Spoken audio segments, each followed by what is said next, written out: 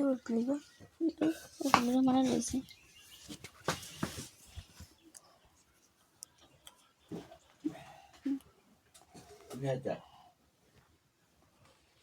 ভাই itu kado bala di sini kado murah aku loh sana parah di sana.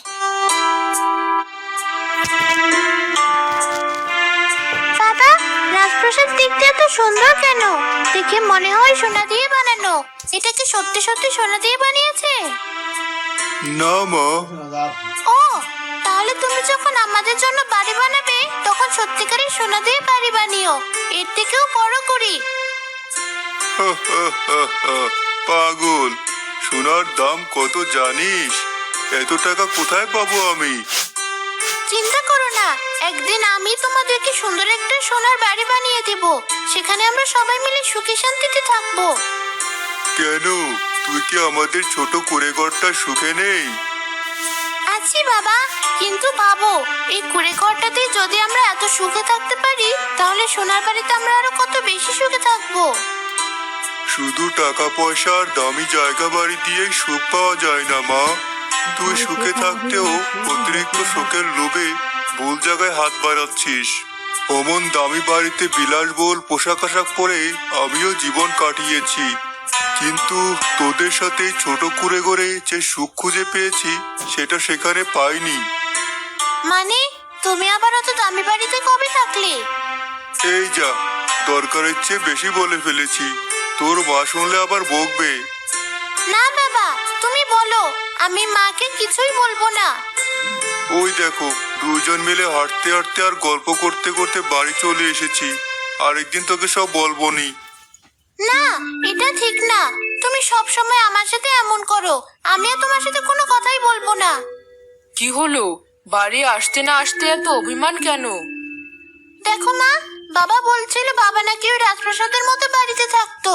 যখন আমি বাবাকে এটা নিয়ে প্রশ্ন করতে গেলাম তখন তুমি শুনলে রাগ করিনি, তোরও এখন না করব না। ঠিক আছে তরু, শোন তবে তোর বাবার পুরনো জীবনের কাহিনী। যে রাজমহলকে তুই তোর স্বপ্নের বাড়ি বলিস, সেই রাজমহলে বাস্তবে থাকতাম আমি। আর স্বয়ং এখানে কি করছো? চলো, অনেকদিন হলো, এখনো তো। তোকে ঘটনাটা খুলে বললেই বুঝবি। ঠিক আছে বাবা, বলো তবে। শোন তবে, সে অনেক দিন আগের ঘটনা। রাজার বড় ছেলে হিসেবে তার সিংহাসনের দায়িত্বটা আমারই পাওয়ার কথা, কিন্তু সেখানে বাধা দেয় আমার সৎ মা। সে সব কাজে নিজের ছেলে। সিংহাসনের দায়িত্বটা আমার ছেলে বাবরকে দিলে কেমন হয়? রাজপুত্রের তুলনায় আমার ছেলেও তো কোনো অংশে কম নয়। এসব কেবল কথা বলতে গেলে বীরের যোগ্যতা বাবরের তুলনায় অনেক বেশি। ওর সমপর্যায়ে যেতে বাবরকে হাঁটুভাঙা খাটনি খাটতে হবে। আমার মাথা ঠিকই আছে, মাথাটা নষ্ট হয়েছে আপনার। আপনার দুটো ছেলে থাকতেও আপনার মুখে শুধু বীরের নাম আর ওর প্রশংসা শোনা যায়। আমার ছেলে যতই চেষ্টা করুক না কেন নিজেকে যোগ্য প্রমাণ করার, তার দিকে ফিরেও তাকান না আপনি। আহা রানী সাহেবা, রাগ করছো কেন? রাজা হওয়া তো কোনো সহজ বিষয় নয়, অনেক চাপ আর দায়িত্ব থাকে মাথায়। এত দায়িত্ব নিতে পারবে না বাবর। আর আপনার বড় ছেলে নিতে পারবে? সেই ছোটবেলা থেকে তো প্রতিদিন রাতে নিজের ঘরে একা একা পাগলের মতো কথা বলে। নিজে যে একজন রাজকুমার সেটাও ভুলে যায় মাঝে মধ্যে। চাকর বাকর মন্ত্রী সবাইকে সমান চোখে দেখে, আবার ওদের দেওয়া খাবারও খায়। জানোই তো, রাজপুত্র অনেক ছোটবেলায় তার মাকে হারিয়েছে, তাই তার মাঝে কিছু বাচ্চামো স্বভাব রয়েই গেছে। আমার বিশ্বাস একবার সিংহাসনে বসলে ও ঠিক হয়ে যাবে। তোমার ওই অন্ধবিশ্বাসের মাসুল একদিন তোমায় দিতে হবে, দেখে নিও। বাবা, তুমি কি আসলে রাতের বেলা একা একা কথা বলতে, নাকি ওটা মিথ্যে ছিল? সত্যি? আমার সাথে আসার জন্য বলেছিলাম, কিন্তু সে বলেছে সে চাইলেও আমার সাথে যেতে পারবে না। সোনালী পরি ছোটবেলা থেকে নিজের সন্তানের মতো যত্ন নিয়েছে আমার। আচ্ছা বাবা, তারপর কি হলো? তার পরের কাহিনী আমি তোকে বলছি। আমি তখন রাজপ্রাসাদে নতুন, বাড়িতে মা অসুস্থ, তাই কাজ খোঁজার উদ্দেশ্যে গিয়েছি। তোর বাবা আমার কথা শুনে আর বেশি কিছু জিজ্ঞেস না করে সরাসরি কাজে নিয়োগ দেয়। তারপর? ধীরে ধীরে আমরা একে অপরকে ভালোবেসে ফেলি। কিন্তু রাজামশাই এই খবর পাওয়ার পর ক্রোধে ফেটে পড়েন।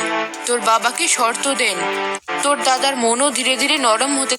আমার কাছে রাজামশাইয়ের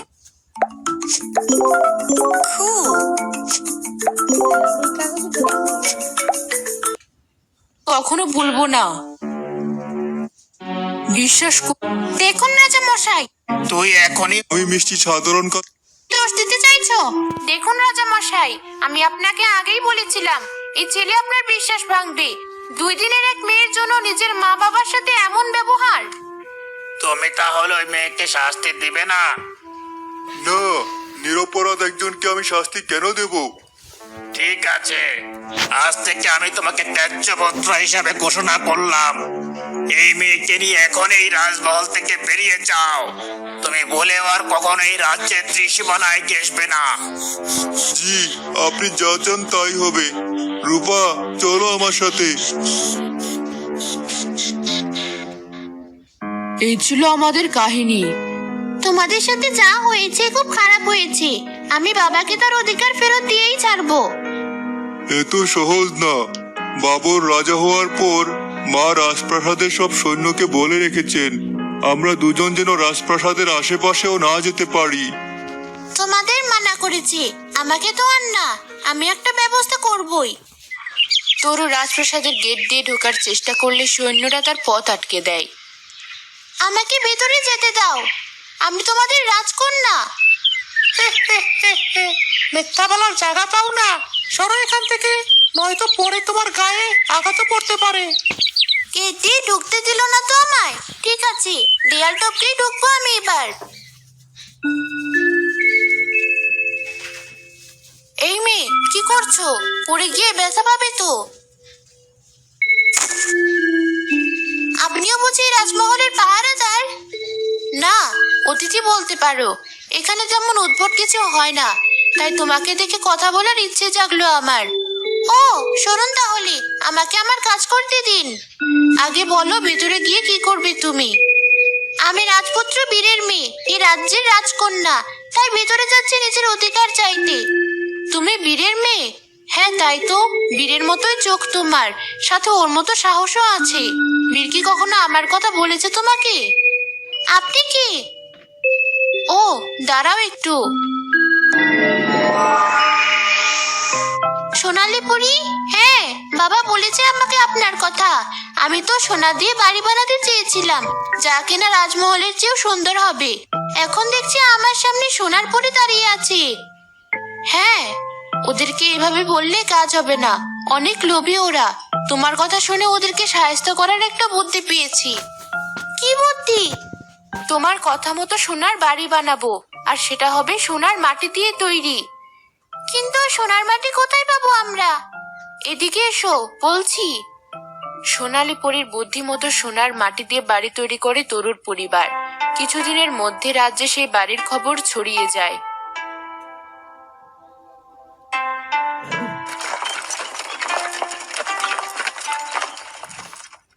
বীর, তুমি এই বাড়ি বানিয়ে তোমার অর্থবিত্ত দেখিয়ে সবার সামনে আমাকে ছোট করতে চাইছো, তাই না? ভেঙে ফেলবো আমি এই বাড়ি। তা কেন ভাঙবেন? সামান্য একটা শর্তে রাজি হলে এই বাড়ি আপনার হবে। কি শর্ত? 10 দিন আমাকে রাজমহলে থাকতে দিতে হবে, আর সেই 10 দিন বাবর সহ আপনাকে এখানে থাকতে হবে। তাহলে এই বাড়ি আপনার। এ তো অনেক সহজ শর্ত। এত সুন্দর বাড়িতে 10 দিনের জন্য কেন, আজীবন থাকতেও রাজি। আর তুমি যদি ভেবে থাকো রাজমহলে একবার ঢুকে পড়লে আর বের হবে না, সেই ব্যবস্থাও নেওয়া আছে আমার। জি, তা তো অবশ্যই। 10 দিন পার হওয়ার পর রানী আর তার ছেলের ঘুম ভাঙার পর দেখলো তাদের বাড়ি এক সাধারণ মাটির বাড়ি হয়ে গেছে, আর তাদের চেহারাও সেই সোনার বাড়ির মতো চাকচিক্য হারিয়ে জীর্ণ শীর্ণ হয়ে গেছে। এ কি হলো? প্রতারকগুলো আমাদের উপর জাদু করে আমাদেরকে ঠকিয়েছে।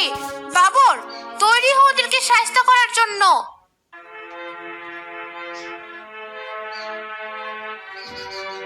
আপনারা কারা? ভেতরে কেন যাচ্ছেন? এ রাজ্যের রাজার মা আমি। তোমার এত বড় সাহস আমাকে আটকাও? কি আবল তাবল বলছেন? এই রাজ্যের রাজা হচ্ছেন রাজা বীর। রাজা বাবর আর তার মা সফরে যাওয়ার আগে রাজা বীরকে রাজ্যের দায়িত্ব দিয়ে যান। তারপর সেই সফরে তারা মারা গেলে রাজপুত্র বেরিয়ে এই রাজ্যের রাজা হন। মানে কি এসব মিথ্যে কথা কে বলেছে তোমাদের? আমাদের যেতে দাও বলছি। দেখেছো বাবা, বলেছিলাম না সোনালি পরি আর আমি মিলে ওদেরকে খুব ভালোভাবে সাহায্য করেছি। চলো এবার ভেতরে চলো। সৈন্য, ওদেরকে তাড়িয়ে দাও। জি রাজা মশাই।